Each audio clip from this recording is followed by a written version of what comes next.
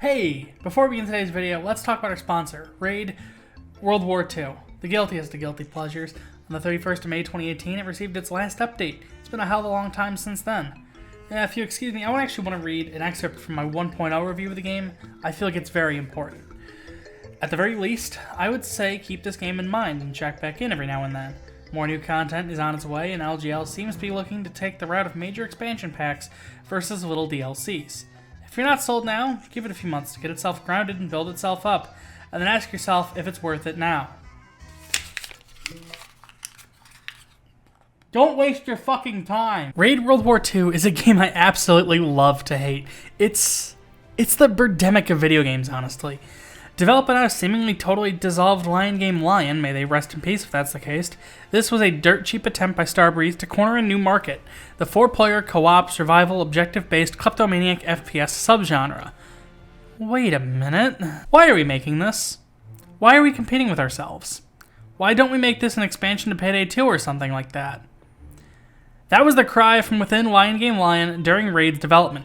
$8 million, that's pennies and potatoes compared to literally any other major game budget, was supposed to recoup 120% of their investment with a 50-50 royalty split between Starbreeze and LGL.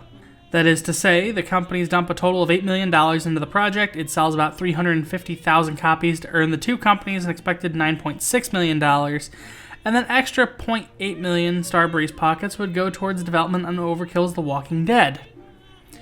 That was the single saddest math problem ever solved. They didn't even anticipate 500,000 copies and they failed to hit that mark. How many copies of Raid World War II did they actually sell? Steam Spy claims about 50,000 people have a copy of the game in their library, and its peak player count was just shy of 1,500 people. That's a downright shame, because millions of people missed out on John Cleese throwing out his back fucking carrying this game. Honestly, let's stick it all together. You have a game on a shoestring budget made by developers who were in dire financial straits. They were only a stone's throw away from getting raided by the Swedish government over insider trading. This is their budget release, only given enough cash to get people in so that money would go towards another game, and they had just restarted development even though they were a year from their contractually obligated street date and 3 years into development. This is the game out of those two games that didn't get pulled from sale. And they got John frickin' Cleese for the F&B cutscenes. How did they get John Cleese? I have no idea. I assume they spent the money to get him for Payday 2 and then just tried really hard to convince him that all the cutscenes and voice lines he recorded for Raid were actually flashbacks in Payday. Or maybe they did indeed intend to get him for only Raid, but then chickened out and decided to attach his name to their more popular release so they'd have a better chance to end up on his resume. But Cleese's inclusion in Raid World War II? It's beautiful. The weapon selection's anemic, but it's all insane. An M1911 with a 30-round magazine, a foregrip, a compensator, these are all real M1911 mods, and yes, they're era appropriate. They were on John Dillinger's 1911 clone.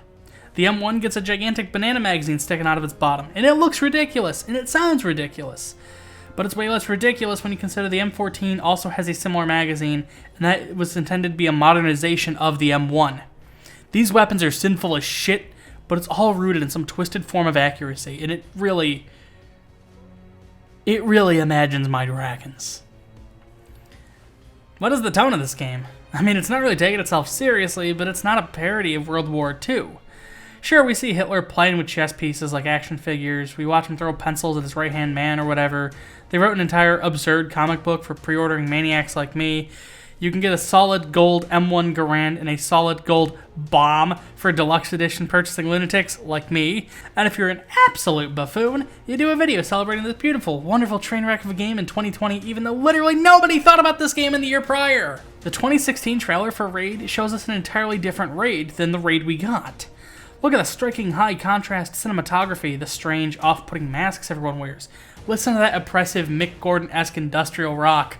Look at the missing space between these two sentences.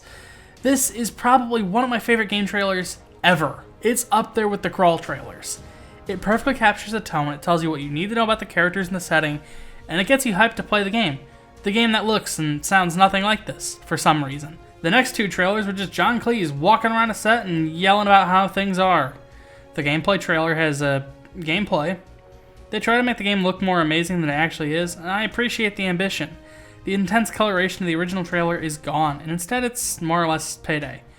And then John Cleese sticks a paper in the man's mouth and laughs. Okay, noted. Understood. You know, it's funny. The 2016 trailer said that the game would have drug references and suggestive themes, which seemed to be removed from the final game. But Control is definitely acting like he forgot the roll of amphetamines he had were supposed to be split between 20 people. The violence is also no longer intense, but we have gore now. What happened to this ESRB rating? That implies that there was a game given to the ESRB to rate. I want to play that. I want to play 2016 Raid. But you know that bit in the trailer where John Cleese goes something like, blast their trains, blow their bridges, burn the enemy alive. Yeah, that's about all you do in this game. You hit it right on the money. It's not a very in-depth game, and I reckon if it did get another year in the oven, it might be a little different. But we can't talk hypotheticals here. Hypothetically, Risk of Rain 2 could be a fun and engaging action-adventure title with only the barest inklings of its roguelike roots. Splatoon could become real. Hypothetically, Raid became a million seller and beat Call of Duty World War II with the game trade market. You know what it's called? We don't live in a world of hypotheticals. All we have is all we have. All of the game's cutscenes and trailers past the 2016 E3 one were provided by Swedish VFX house Goodbye Kansas. You might have seen their work if you watched trailers for Conan Exiles, Unraveled, Dragon Age, or you saw Keanu Reeves at one time at E3. And their work in film and TV includes the Walking Dead franchise, the Netflix series of unfortunate events, Stan and Ollie, Hellboy, and Tom Clancy's Jack Ryan. They also made a commercial for cat food specifically for castrated cats. I didn't know that they had special dietary concerns I should be aware of. I guess it's a good thing I don't own a cat. But Goodbye Kansas was clearly an asset Starbreeze held close, seeing as they also provided cutscenes and character trailers to Overkill's The Walking Dead, and apparently helped on character design for both games. Had both these games gone somewhere, I can't help but wonder what that would have done for Payday's overall outward-facing design. I mean, Payday 2 spent a non-negligible swath of time using Source Filmmaker for its cutscenes, with awkwardly rigged character models bobbing about in lampposts, literally painted onto the sides of buildings. Funny that the only game to ever turn a profit for Modern Starbreeze was the game that got one-person trailers, and the two biggest financial failures for the company got high-spec VFX work done by an established art house. Maybe that's not ironic. Maybe the cheap-as-hell trailers were how Overkill saved their money. But regardless, Goodbye Kansas was definitely responsible for the final tone and visual direction of these two games.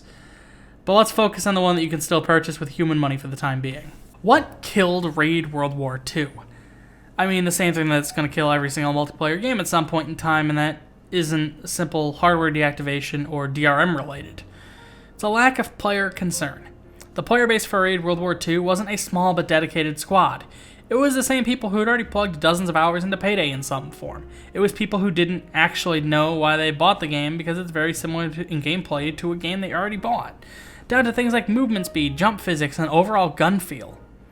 It was people who weren't actually going to funnel themselves down to the point of becoming raid evangelists who will drag more players in, kicking and screaming. These were people who sat at the very surface, because that's as much as they needed to do. They were already down the funnel for one game that was 4-player cooperative FPS by Starbreeze. They weren't going to do another one. And the people who were going to commit themselves to Raid were a small percentage of the sales, way smaller than I think even Starbreeze anticipated, which is a shame. I mean, look at all this. There's so many cool ideas in Raid that have now totally gone to waste. The art book shows us possible raids on weapons foundries, a whole planned expedition to North Africa and France, possible locales for the expansion packs LGL was so dead set on pitching, and the actual in-game missions look spectacular under the aging engine, all things considered. Odin's Fall looks rad. I said it. The people here at LGL clearly weren't sure why their masters wanted this game or why it had to be built from the skeleton of Payday, but they were doing their damnedest to make sure it was something different, something wonderful, something truly worth playing. Again, had some of these ideas come to fruition, this would be a totally different story. But again, we can't dwell in hypotheticals. What did we get for post-game content, though? We got a payload mission, a psycho knife, a few guns, and a pretty standard bank heist. That's it. That's it. That's all. The writing was on the wall right away that Raid's days were numbered, but how numbered they actually were, nobody knew until the day came. 19.1 was the last update the game got, which is a simple bug fix for the then newest Raid, the final Raid. A dud of a mission compared to the massive gold heists and castle stormings the Raid gang had been a part of at launch. Not an epic climax, because nobody thought it'd end like this. It's currently unknown why Raid never got more updates. A lot of the staff are still under non-disclosure agreements. Lion Game Lion has been silent on all forms of social media, and the developers themselves have kept quiet about the whole situation since. This is, for sure, mostly due to the firestorms Starbreeze endured in 2018 and 2019, a string of casualties that led to a police investigation, a CEO running around the world to avoid the law, to avoid his own responsibilities, and taking as much intellectual property as he could while doing it. Bo still owns the rights to Storm, a game he had pitched to Starbreeze even before Raid was officially announced to the public, and many of his VR ventures that he personally held onto are still around today. All of the companies he had acquired during his tenure have bled back out into the ecosystem, and what remains is a skeleton crew putting Hamburglar and Joker outfits into payday. Their name is Starbreeze, King of Kings. Look upon thy words, ye mighty, in despair. Nothing beside remains. Round the decay of that colossal wreck, boundless and bare, the lone level sands stretch far away. Raid World War II? History won't remember you, but I will. You were a beautiful, disastrous train wreck of a game, and the best part is you're still around. So eventually, someday, someone new will stumble upon that strange little game where John Cleese pressures 4 prisoners of war into stealing from Hitler, and the cycle begins anew. And we can all gather around to talk about Raid World War II all over again. If you like this video and you'd like to see more, I'd recommend subscribing. Patreon and social media links are in the description.